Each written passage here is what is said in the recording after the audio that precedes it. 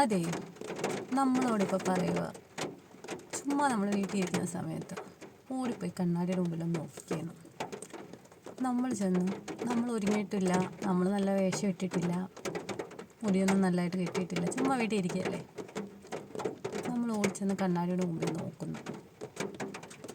നമ്മൾ അവിടെ ചെന്ന് നോക്കി കഴിയുമ്പം നമ്മുടെ ആ രൂപം കണ്ണാടിയിൽ നമ്മൾ കാണുമ്പോഴേ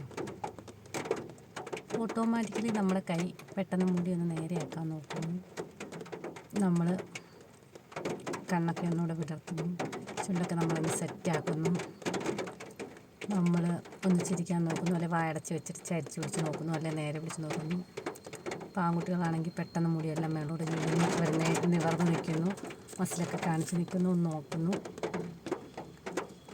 അങ്ങനെ അല്ലാതെ കണ്ണാടിയുടെ മുമ്പിൽ ധൈര്യമായിട്ട് ചെന്ന് ആ നിൽക്കുന്ന കോലത്തിൽ യാതൊരു മുഖത്തും ഒരു എക്സ്പ്രഷൻ വരുത്താതെ, മുടിയൊന്നും ഒതുക്കാതെ, നമ്മൾ ഒന്ന് ചിരിക്കാൻ ശ്രമിക്കാതെ ആ നിൽക്കുന്ന നിപ്പിൽ ചെന്ന് കണ്ണാടിയുടെ മുമ്പിൽ നോക്കാൻ എത്ര പേർക്ക് ധൈര്യമുണ്ട്? നമ്മളങ്ങനെ നിൽക്കുന്ന നോക്കാൻ നമ്മൾ ഇഷ്ടപ്പെടുന്നുണ്ടോ? നമ്മളങ്ങനെ നിൽക്കാൻ നമ്മൾ പലർക്കും ഇഷ്ടപ്പെടുന്നില്ല.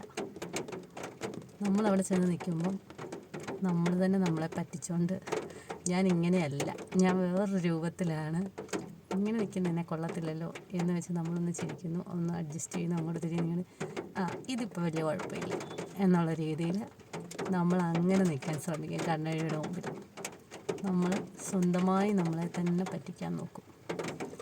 അങ്ങനെയല്ല നമ്മൾ കൂടുതൽ ആൾക്കാരും